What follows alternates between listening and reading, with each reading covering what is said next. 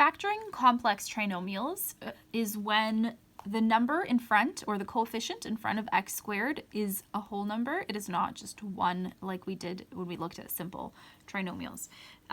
Very similar process. It's just that when we're looking for two numbers that we can add and multiply, we're looking for two numbers we can add to get 11, and then two numbers we can multiply to get the product of these two. So 6 times 4, which is 24. That's what I'm looking for. Okay, so if my equation is ax squared plus bx plus c, that means I'm looking for two numbers that I can add to get b, and then I can multiply to get ac. And they have to be the same two numbers, r and s, like we looked at before. They can't be different.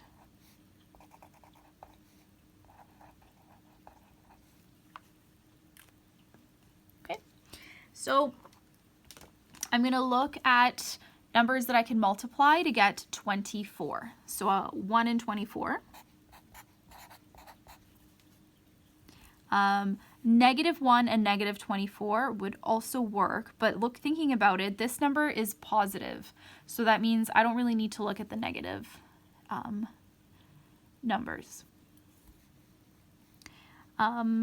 2 and 12. And I also don't need to look at possibilities where one is negative and one is positive, because this is a positive number. 3 and 8, 4 and 6, and that's it. So I'm going to look, okay, well, which of these add together to give us 11? And that would be this one here, 3 and 8. So those are the two numbers that I'm looking for, 3 and 8, 3 and 8. But this is different than last time. I can't just write in brackets x plus 3 and x plus 8, because this 6 over here complicates things, and I wouldn't expand and get that result. So instead, because when you expand with x's as the first number, x times x is x squared. There's nothing there to give me this 6. So instead, I am going to decompose it a little bit, and that means I'm going to write 6x squared. 11, I've just established, can be written as 3 plus 8. So instead of 11x, I'm going to write plus 3x plus 8x plus 4. So these two are the same as they were, but the 11, I've split it into two. I've split it into 3x plus 8x, as I had over here. Now, I'm going to factor, but I'm going to factor these two terms, and I'm going to factor these two terms. And when I say factor, I mean common factor. So these two terms have common factor of 3, because 3 goes into 6, and 3 goes into 3. And they also have a common factor of x, because x goes into x squared, and x also goes into x. So 3x is the common factor. So I'm going to divide out the 3x here,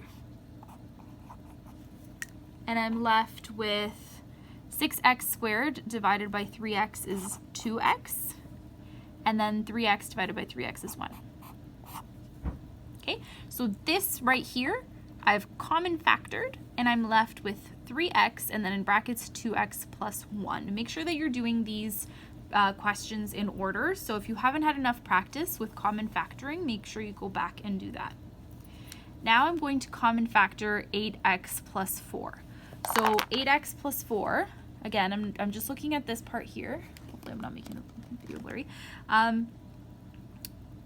The 4 and the 8 have a common factor of 4. And I'm going to divide it out here. So divide this by 4, divide this by 4, and I'm left with 8x divided by 4 is 2x, 4 divided by 4 is 1. Notice how both sections have 2x plus 1. They both have a 2x plus 1. So that is our common factor. I'm going to factor out 2x plus 1 because it occurs in both scenarios. It occurs here and it occurs here. So I'm going to take out the 2x plus 1. I'm going to factor it out. And then left in brackets, if I divide by 2x plus 1, and I divide this by 2x plus 1,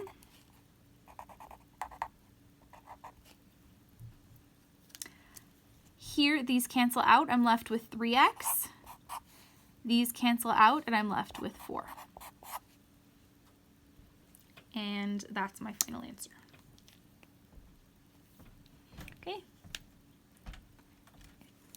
Let's try another example. So we have 4n squared minus 15n minus 25. I ask myself, is there something here that I could common factor? And there is not. So I'm going to look for two numbers that I can add to give me negative 15, and then I can multiply to get the product of 4 and negative 25, so that's negative 100. Because 4 times negative 25. Okay, so now I'm going to look for the factors of 100. So, sorry, negative 100, which means one number is positive and the other number is negative. So negative 1 times 100, negative 2 times 50, negative 4 times 25, negative 5 times 20. And as you're listing, if you see something that looks familiar, so here I see negative 5 and 20, and that looks like it could be 15, but not quite. But if I look at 5 times negative 20, that is going to work. So this is the one that I'm going to use. So I didn't list them all this time, and you don't really have to list all of them every time. If you find it, then you can just stop. So I have 5 and negative 20. Those are the two numbers that I was looking for.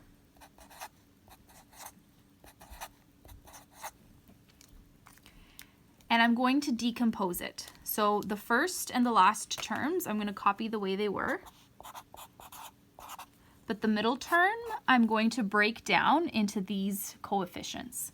So instead of negative 15n, I'm going to write plus 5n minus 20n minus 25.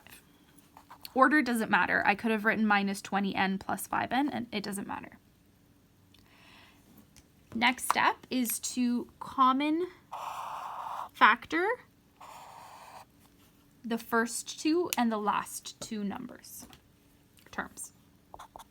So here, the coefficients don't have anything in common, but the variables do. So I'm going to common factor n, and what I'm left with is divide this by n, divide this by n. I'm left with 4n plus 5. Here, 5 goes into 20, and 5 also goes into 25. So that's what I'm going to common factor. And remember what I said before when we were doing common factoring a couple videos earlier, is that if the first term is negative, then our common factor is actually a negative number because we don't want the first term in the bracket to be negative. So negative 5 is my common factor. And then negative 20n divided by negative 5 is positive 4n.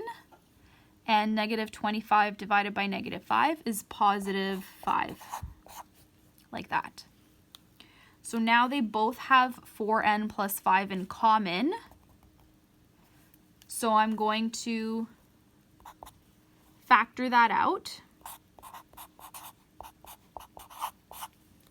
And when I divide this side by 4n plus 5, I'm going to divide this side by 4n plus 5. These cancel out, and I'm left with n minus 5 as my answer.